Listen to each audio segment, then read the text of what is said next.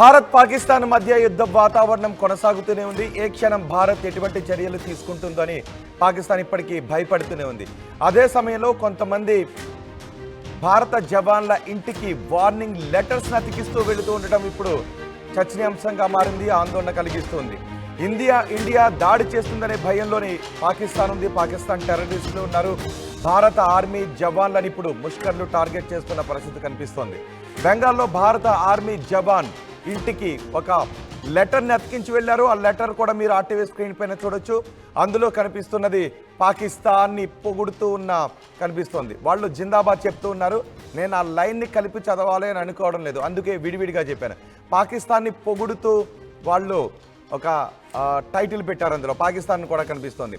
ఆ తర్వాత జిందాబాద్ అని కనిపిస్తోంది. ఆ రెండు లైన్లను నేను కలిపి చదవాలని అనుకోలేదు కాబట్టి విడివిడిగా చదివాను.